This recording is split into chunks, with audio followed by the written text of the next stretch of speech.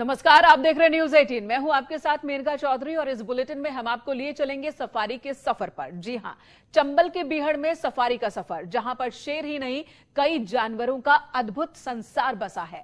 Corona की वजह से लायन सफारी बंद है, फिर भी एक अद्भुत दुनिया पर्यटकों के लिए खोल दी गई है, जिसे देखने के लिए अब बड़ी संख्या में टूरिस्ट पहुंच रहे हैं। राज्यपाल आनंदीबेन पटेल भी गई। मौका हो तो आप भी जाइए, लेकिन उससे पहले देखिए हमारी ये स्पेशल रिपोर्ट।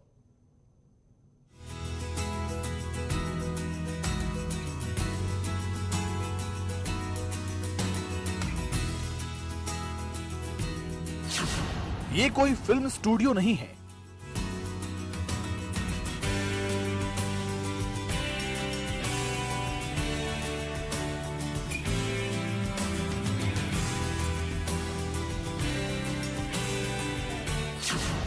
बदनाम चंबल में दुनिया का बेहतरीन पार्क है।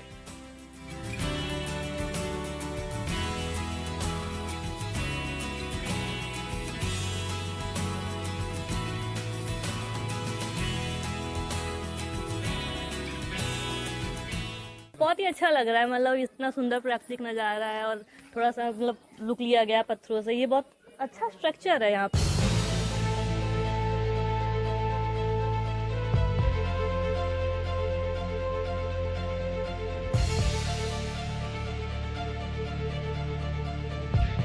चंबल के इस अद्भुत संसार में जो एक बार आ जाता है, यहाँ से जाने का उसका मन ही नहीं करता। यहाँ की हरियाली, उछलते कूदते हिरन और बाहुबली लॉयन अपने मुंह में सबको बांध लेते हैं।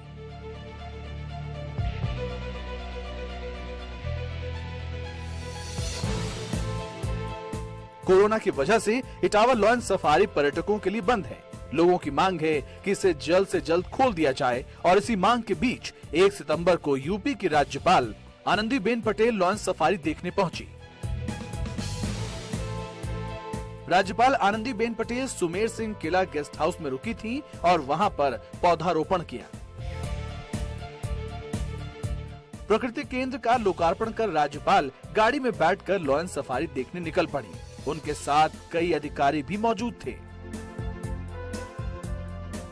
गाड़ी में बैठकर राज्यपाल ने इस अद्भुत पार्क को निहारा और वहां मौजूद जानवरों के बारे में अपडेट लिया।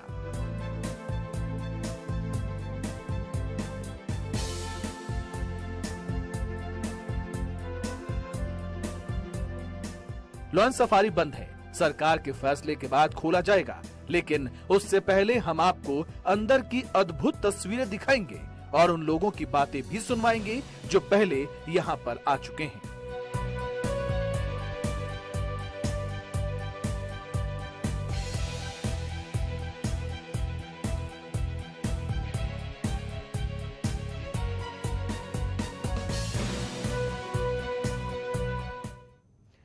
इटावा लायन सफारी में लायन देखने का जितना रोमांच होता है, उससे ज्यादा रोमांच पार्क के अंदर बने ब्रिज पर घूमना है। एंट्री से लेकर ब्रिज तक जिस तरह से बनाए गए हैं वो मन को मोहते हैं। साथ ही चंबल के टीलों के बीच से दूर तक हरियाली नजर आती है। उनका स्वागत गेट पर बने ये शेर करते हैं और यहीं से टूरिस्ट सेल्फी लेना शुरू करते हैं। इटावा सफारी पार्क का फ्रेम स्ट्रक्चर इस तरह का है कि कोई दूसरा फ्रेम स्ट्रक्चर पूरी दुनिया में कहीं नहीं बना हुआ बताया जाता है। जो पर्यटक यहाँ पर पहुँचते हैं वो इस फ्रेम स्ट्रक्चर को देख करके बेहद गदगद और प्रफुल्लित नजर आते हैं।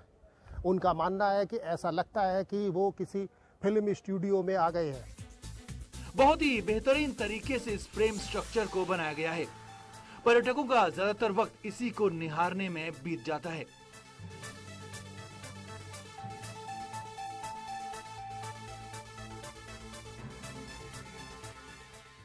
सीएम योगी आदित्यनाथ ने 1 जून 2017 को इस सफारी का शुभारंभ किया था, लेकिन आम पर्यटकों के लिए यह सफारी 24 नवंबर 2019 को खोली जा सकी है।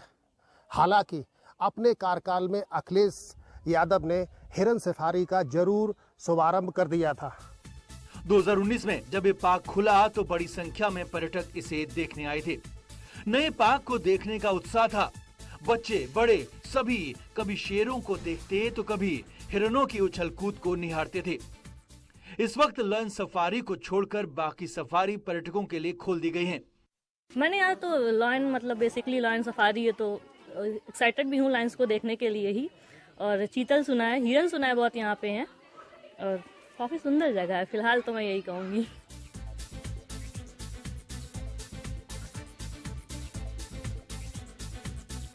$350 हेक्टेयर में फैले इस पार्क में जब आप दाखिल होंगे तो आपको एक ब्रिज मिलेगा। इस ब्रिज से होकर आप उस जगह पर जाते हैं जहां से आपको पार्क घूमने के लिए बैटरी वाली गाड़ी मिलती है। जब पहली बार पर्यटकों के लिए पार्क खोला गया था तो पर्यटक इस पर बैठते भी थे। इटावा लायन सफारी में जो पर्यटक दूर दराज से पहुंचते हैं वो मुख्य गेट से आने के बाद में इसी ब्रिज से हो करके लायन सफारी के भीतर जाया करते हैं। यह ब्रिज पर्यटकों को आकर्षित करने के लिए लायन सफारी में बनाया गया है। बेहद महत्वपूर्ण समझे जाने वाला यह पुल आकर्षण का बड़ा केंद्र भी माना जा रहा है। इसको बनाने के पीछे यहाँ जो इंजीनियरिंग टीम काम कर रही थी उसकी मंशा थी।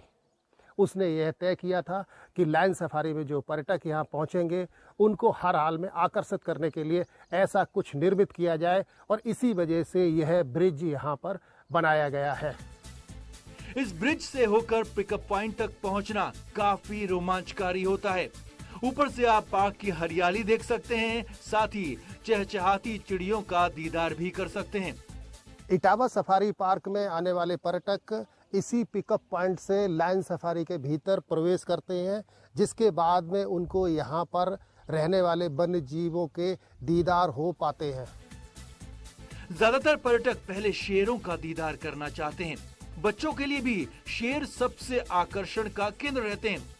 जब इस पार्क को तैयार किया गया था तो सिर्फ 2 शेर रहते थे, लेकिन बताया जा रहा है कि इस वक्त बड़ी संख्या में शेर यहाँ घूमते रहते हैं। वैसे तो आकर्षण का सबसे बड़ा केंद्र एशियाटिक लायन है, जिनकी संख्या प्रारंभिक तौर में नाकाफी थी, लेकिन अब आज वो बढ़ करके 18 के आसपास पहुंच चुकी है। इसके अलावा लायन सफारी में सबसे बड़ा आकर्षण का केंद्र हिरन है। बहुत अच्छा फीलिंग हो रहा है। हमने वहाँ लायन देखा, टाइगर और वो देखा, बियर देखा, डियर देखा, स्पॉटेड हिरन देखा।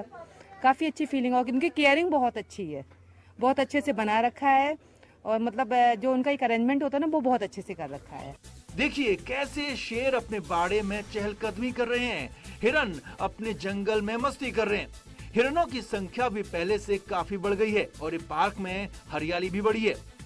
सीएम योगी की सरकार ने पार्क में व्यवस्थाएं भी बढ़ा दी हैं।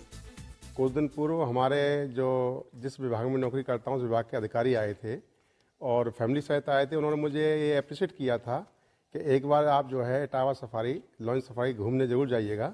तो उन्हीं की प्रेरणा से हम जो इधर आए हैं। बहुत अच्छा लगा इधर आकर के। स्ट्रक्चर काफ़ी अच्छा है, चूँकि मैं सिविल इंजीनियरिंग से जुड़ा हुआ हूँ तो स्ट्रक्चर काफ़ी देखने में अच्छा लगा। मुझे अपने तकनीकी ज्ञान का भी अच्छा एहसास हुआ।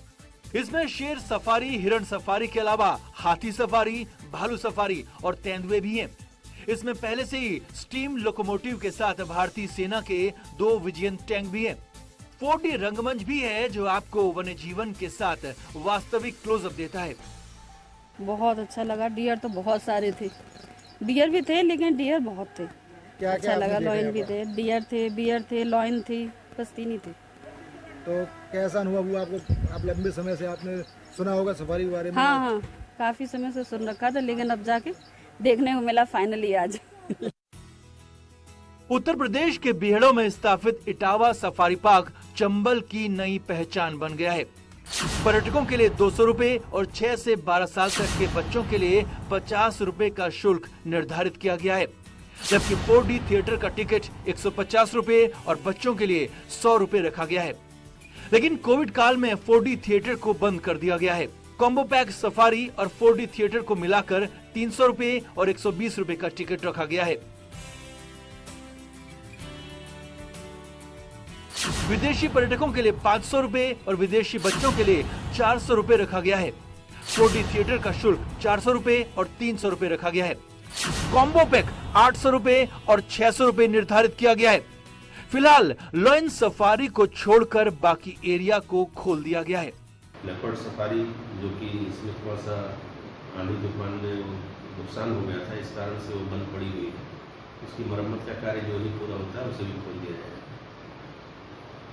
इसके अलावा आपके एंटीलोप और डियर सफारी है, उनमें ब्लैक बक यहाँ पर बहुत ही अच्छी ग्रोथ के रूप में कंजर्व हो रहे हैं। लगभग मैं समझता हूँ कि 80 के करीब ब्लैक बक हो गए हैं। आगरा से 2 घंटे में और लखनऊ से 3 घंटे की ड्राइविंग कर आप इटावा सफारी पहुंच सकते हैं। अगर आप प्लेन से आना चाहते हैं तो सबसे नजदीक कानपुर है, वहां से 165 किलोमीटर की यात्रा कर आप इस अद्भुत पार्क में आ सकते हैं। न्यूज़ 18 के लिए इटावा सफारी से दिनेश शाक्य की रिपोर्ट।